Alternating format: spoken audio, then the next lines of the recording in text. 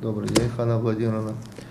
Сегодня хотел бы с вами обсудить вопросы системы просвещения, включая среднепрофессиональное образование, как обстоят дела в текущем году, ну и несколько слов об итогах прошлого года. Знаю, что большая работа ведется в министерстве, поэтому хотел бы сейчас, чтобы вы рассказали о том, что делается в министерстве, об итогах деятельности министерства, какие задачи были поставлены, смогли ли реализовать полностью и что мы наметили на перспективу. Пожалуйста, спасибо. Добрый день, Владимир Валерьевич.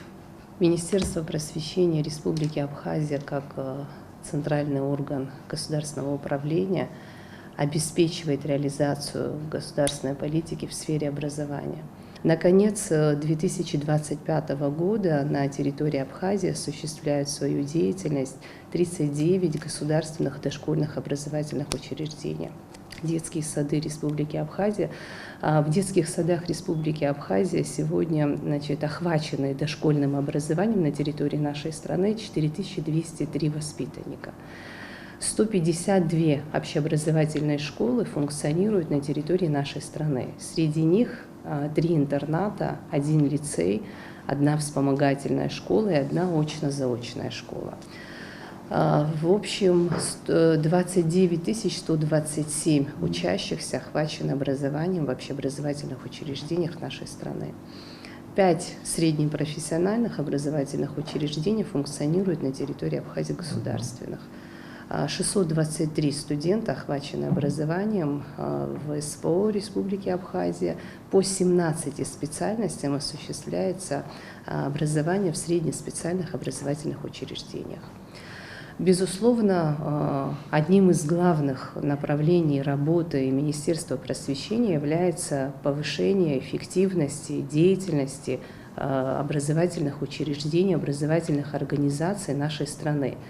В этом направлении, конечно, ведется активная системная работа Министерства просвещения по нескольким направлениям. Это и комплекс повышения квалификации педагогических работников, это оснащение и улучшение материально-технической базы наших образовательных учреждений, это профориентационная работа, это по всем перечисленным направлениям ведется работа. В части комплекса повышения квалификации педагогических работников Министерство просвещения Республики Абхазия эту работу выполняет во взаимодействии с Абхазским государственным университетом. На базе АГУ работает успешно Центр повышения квалификации педагогических работников, с Армавирским государственным педагогическим университетом и Северокавказским федеральным университетом осуществляется данная работа. Безусловно, это помогает интегрировать передовой академический опыт в наши образовательные учреждения и осуществлять такой непрерывный процесс, образовательный процесс педагогических кадров нашей страны. Более 28% от общего числа педагогов в 2025 году прошли курсы повышения квалификации по разным направлениям. Это абхазский язык, это русский язык, это мастер-классы по биологии, химии, это работа проводилась по логопедии, дефектологии, по математике. Более 28% учителей прошли курсы повышения квалификации. Эта работа, как мной было сказано выше, системная, она и в следующем году также будет продолжена. Очень большое значение имеет оснащение, ремонт образовательных учреждений нашей страны. В 2025 году очень большая работа в этой части была проведена в Республике Абхазия. Я хотела бы отметить, что в течение 2025 года 44 автобуса были переданы в образовательные учреждения нашей страны на общую сумму более 168 миллионов рублей. 120 интерактивных досок были переданы в образовательные учреждения Абхазии, которыми успешно пользуются преподаватели. Это мотивирует и учащихся, это вызывает интерес к изучению дисциплины, к изучению предмета. Далее, мобильные компьютерные классы были открыты в 22 школах нашей страны, это на общую сумму более 41 миллиона рублей. Также было передано оборудование для школьных лабораторий на общую сумму 148 миллионов рублей. В первую очередь это коснулось интернатов нашей страны. 15 кабинетов русского языка оборудовано, отремонтировано, запущено в 2025 году.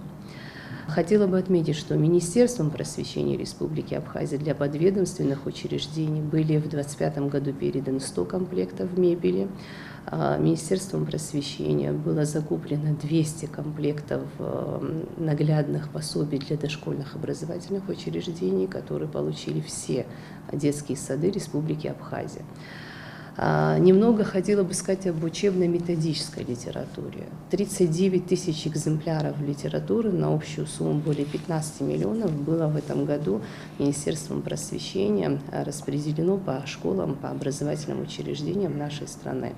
Ну, это наши учебники по истории Абхазии, да, по начальной школе и так далее. Особое внимание хотела бы уделить капитальному строительству и ремонту в образовательных учреждениях Республики Абхазия. В 2025 году только по линии управления капитального строительства на общую сумму были произведены ремонтные работы более 149 миллионов. Я ключевые хотела бы отметить, это вот капитальный ремонт кровель в двух образовательных организациях в Гудаутском районе. Это Куланрская школа, Бархукская школа. Достаточно давно здесь требовалось произвести капитальные работы. Это в двух школах города Тхуарчал, во второй школе еще ведутся ремонтные работы, в четвертой школе они уже завершены, в Ачимчирском районе, в Тамышской школе. А в остальных районах, значит, ремонтные работы следующего характера. Это ремонт спортивных залов, это фасадной части образовательных учреждений, это устройство спортивных площадок. Ну, вот в таком направлении произведена была большая работа. Это, безусловно, одна из мер поддержки для повышения эффективности работы образовательных учреждений. И также мне хотелось бы отметить, что местными органами управления тоже осуществляется за счет собственных средств большая работа в сфере поддержки системы образования и развития системы образования.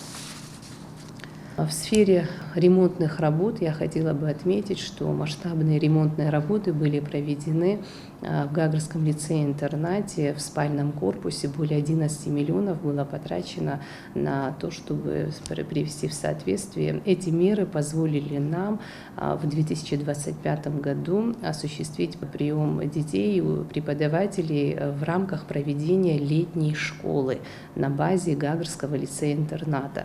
Далее уже в текущем 2026 году данное образовательное учреждение мы также планируем использовать под летний лагерь. В мае прошлого года мы с вами встречались, и вы обратили внимание на вопросы комплектности школ. У нас в некоторых школах нормы не соблюдаются. Хотел бы уточнить, меры, которые предпринимались в прошлом году, каким-то образом изменили ситуацию к лучшему, или что нам еще необходимо сделать для того, чтобы соблюдать требования в этой сфере. Совершенно верно. В прошлом году мы на это обратили внимание. Нормы нарушаются в городских школах. В частности, такая проблема у нас наблюдается в ряде городских школ города Сухум. Как в начале учебного года мы с этой проблемой справились в ручном режиме. Это было очень болезненно. Это болезненно отразилось как на родителях, так и на педагогическом составе. И, что самое негативное, это на учащихся. Значит, предварительно были проведены беседы с руководством управления образования города Сухум и с руководством самого города Сухум. Здесь мы нашли общее понимание. Сразу достичь необходимых показателей нам, наверное, не удастся, но улучшить картину сравнительно с предыдущими годами у нас получится. Я в этом уверена. В этом году эта норма максимально будет не нарушена. Кстати, в части проекта закона об образовании мы учли эти необходимые меры, в частности, вот в комплектации первых классов здесь необходимо будет вводить дополнительные меры регулирования и надзора со стороны центрального органа управления. Я думаю, что это будет эффективно. Да, было бы хорошо. На самом деле, если есть предложения такие, пожалуйста, мы ждем и готовы рассмотреть. Мы также обсуждали вопросы дефицита педагогического состава по отдельным предметам. Ситуация, мы знаем, достаточно сложная. Она сложная прежде всего в районах, в сельских школах. Да. Стараемся, безусловно, и с вашей поддержкой, инициативой вашей по тому, как можно стимулировать учителей в сельской местности. Как сейчас обстоят дела в этом направлении? Какие учителя по каким предметам больше всего востребованы, и как работа ведется, ну, в частности, к примеру, скажем, с Абхазским государственным университетом по тем направлениям, которые нам необходимы, и, естественно, международное сотрудничество в этой сфере, в том числе повышение квалификации, возможно, ну и другие, значит, меры, которые предпринимаются министерством. Пожалуй, это самый болезненный вопрос Министерства просвещения. Мы испытываем дефицит педагогических кадров. Если ранее мы наблюдали дефицит в сельских школах, то сейчас мы наблюдаем дефицит и в городских школах в том числе. Меры поддержки педагогических работников, которые применяются государством, они, безусловно, дадут зеркальное отражение вот в положительном ключе. В 2025 году, на протяжении нескольких лет, как известно, правительство индексирует заработную плату основных категорий педагогических работников.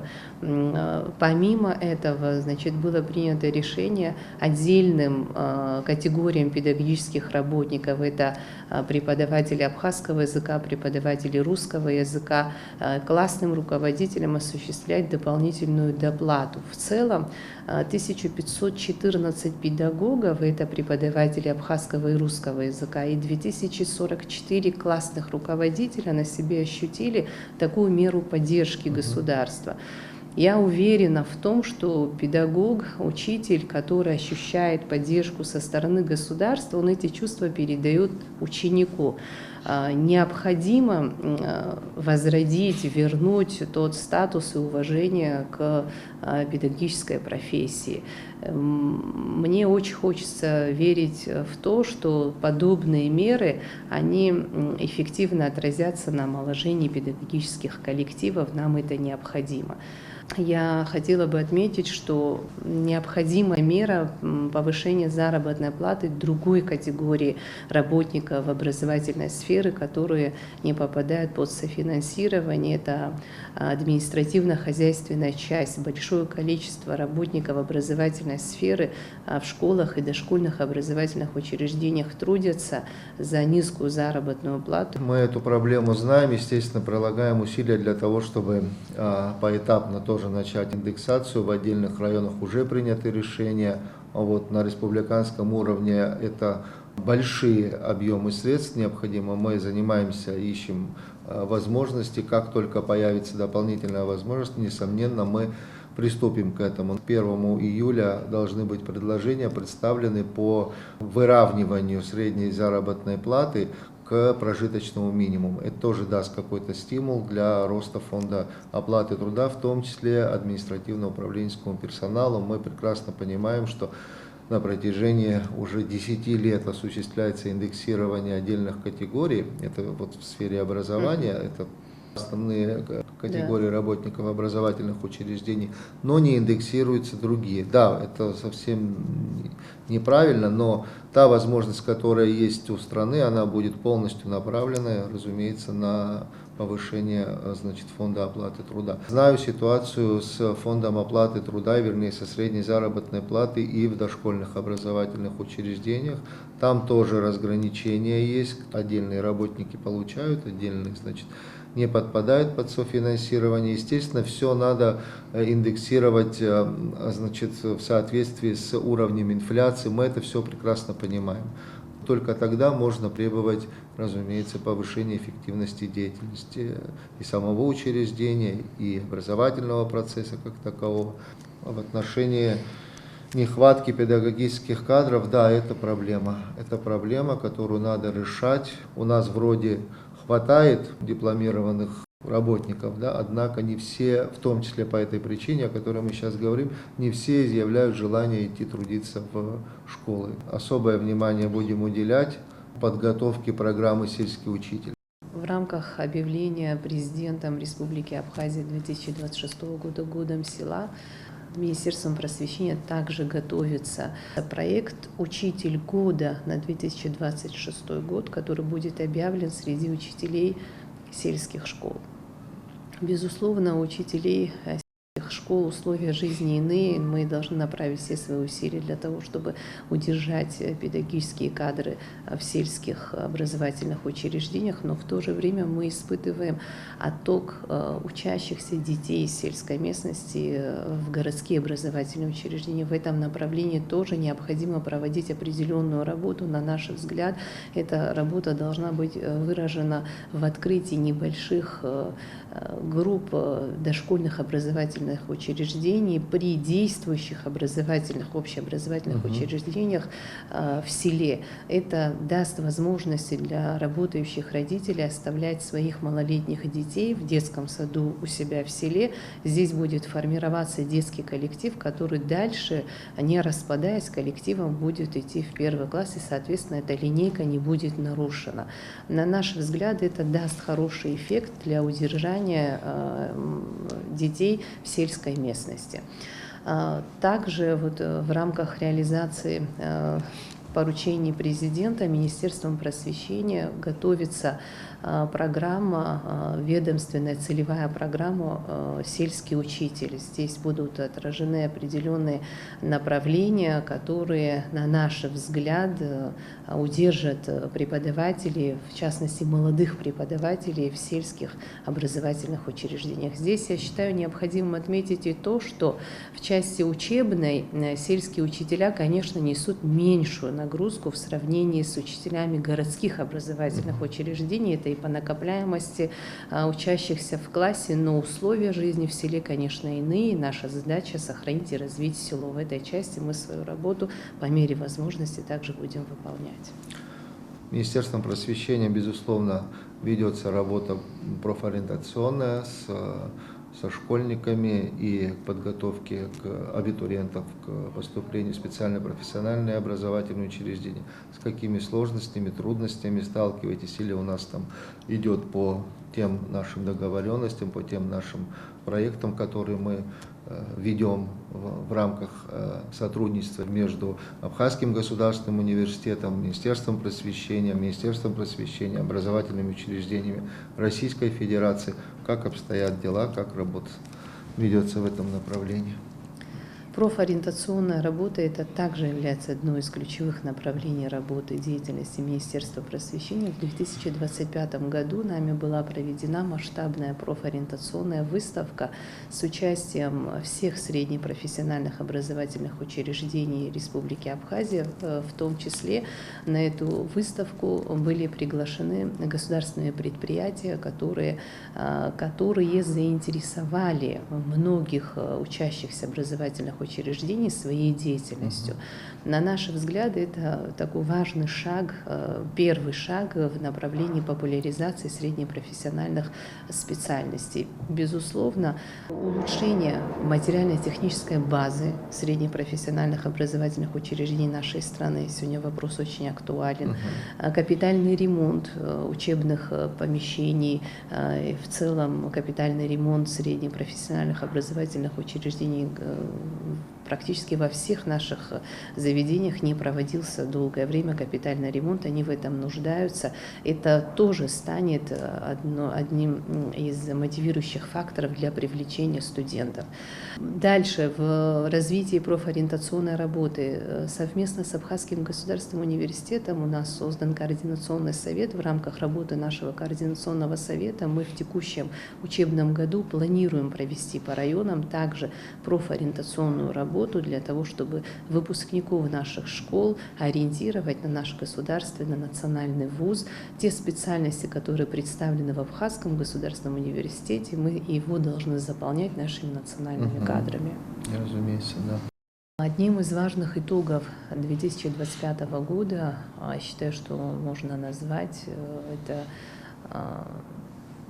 стало издание учебника «География Абхазии». Этот учебник, этот труд, он был подготовлен, во-первых, это важно отметить, коллективом преподавателей Абхазского государственного университета.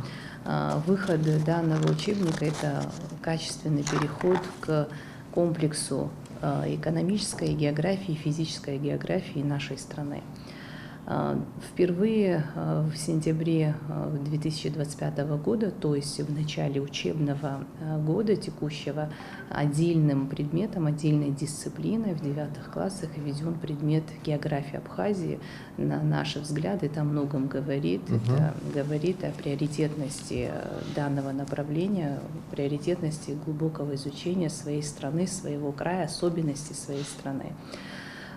Значит, одним из итогов 2025 года хочу назвать подготовку утверждений внедрения в дошкольных образовательных учреждениях новой образовательной программы. Данная программа готовилась годами ранее, но в этом году она была утверждена и уже внедрена во всех дошкольных образовательных учреждениях нашей страны. Безусловно, значит, данная программа направлена на изучение абхазского языка. Далее, уже в ноябре месяце 2025 года, адаптированные к данной программе Министерством просвещения были подготовлены наглядные пособия для более интересного изучения данной программы. Программа будет продолжена в 2026 году. На данный момент рабочей группой Министерства просвещения Республики Абхазия ведется работа по подготовке адаптированных детских рассказов, которые будут применяться как аудиосуфлирование. Это дополнительная методика для изучения государственного языка в дошкольных образовательных учреждениях, которые тоже дадут немалый эффект, на наш взгляд.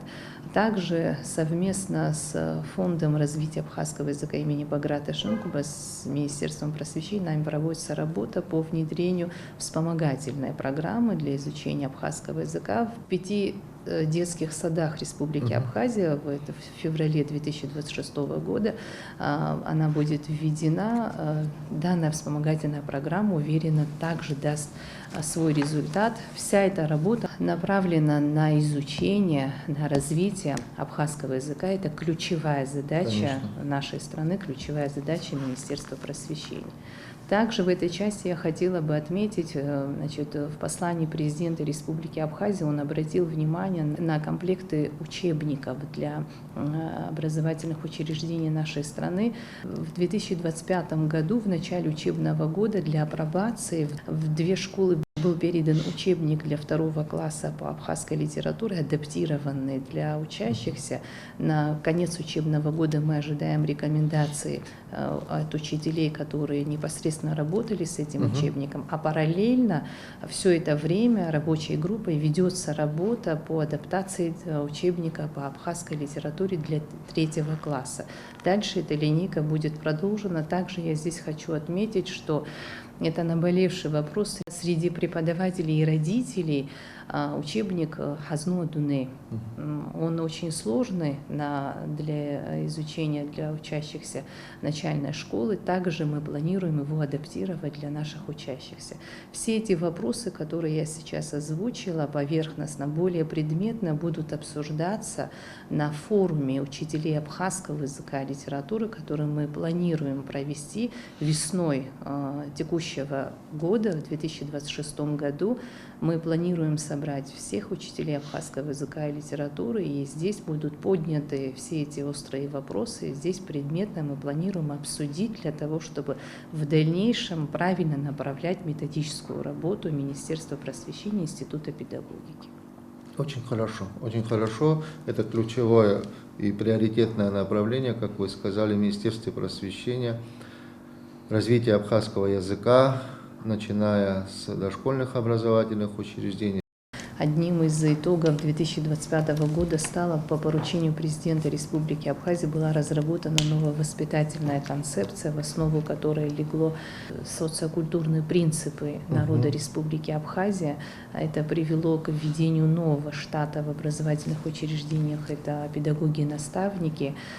Институт наставничества – это небезызвестный нам в образовательной сфере институт. Он был очень востребован и популярен в советское время. Я думаю, что сейчас как никогда назрело это время. Работа педагога-наставника будет направлена на усиление патриотических чувств, на формирование единой государственной идентичности.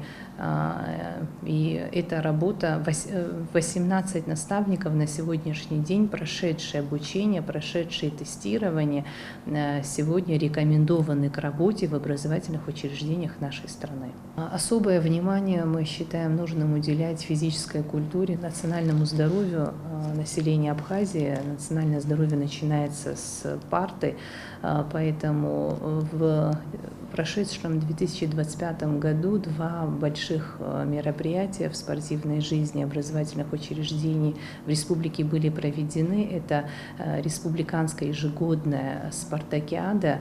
Спартакиада охватывает более 1200 учащихся образовательных учреждений нашей страны. Она проводится по 14 видам спорта. Хочу отметить, что интерес к спорту растет, количество охваченных детей дополнительным образованием растет. Это не может не радовать, это приводит к необходимости открытия новых спортивных школ, спортивных территорий, где дети могут проводить дополнительное обучение по приобретению таких навыков. Также, была проведена республиканская военно-спортивная игра «Аяйра». Она приурочена была к 80-летию первого президента Республики Абхазия Владислава Ардзинба. Более 80 школьников были охвачены этой игрой. Она набирает популярность. Здесь более 10 видов спортивных соревнований и среди девочек, и среди мальчиков. Данная спортивная игра также набирает популярность, растет охват количеством учащихся. И в дальнейшем, в следующем году также мы планируем это продолжать и увеличивать количество республиканских спортивных мероприятий, которые будут охватывать учащихся наших школ. Очень хорошо, и в этом направлении тоже много чего делается. Безусловно, надо продолжить. Прошлый год ознаменован был большими международными событиями, очень много совместных проектов было. В 2025 году учащиеся общеобразовательных учреждений нашей страны очень активно, успешно представляли нашу страну на различных олимпиадах и конкурсах. Хотела бы отметить, что впервые ученик общеобразовательной школы Республики Абхазия, это выпускник средней школы номер 2, Нестор Тарба, стал победителем очень престижной телевизионной олимпиады «Умники и умницы». Для нас это большое достижение. В этом направлении нами работа ведется. В этом году также учащиеся наших школ принимают участие. Не все прошли, но есть прошедшие в полуфинал пока. Я хотела бы отметить, что в 2025 году в апреле месяце учащиеся наших школ стали обладателями бронзы по олимпиаде по биологии. Также в продолжении этой темы в этом году впервые учебным центром «Сириус» была проведена олимпиада по биологии среди учащихся 8 и 9 классов на территории Республики Абхазия. 26 учащихся наших школ стали победителями этой олимпиады, и эта победа им дала возможность пройти обучающие программы на базе образовательного центра «Сириус». В различных конференциях, фестивалях наши дети достойно представляют нашу страну. Мы получаем очень положительные отзывы об участии наших учащихся. Безусловно, это не может нас не радовать. Различные спортивные международные мероприятия, на которых также Абхазия достойно представлена. Я хотела бы здесь отметить, общекомандную заслугу участия нашей сборной команды в военно-спортивной игре «Зорница 2.0», где мы заняли общекомандное 5-е место, и капитан нашей команды занял 1-е место. Это тоже было очень достойно. Мы получили очень хорошие отзывы об участии наших детей. В части культурно-исторического обмена у нас ведется активное взаимодействие с Псковской областью.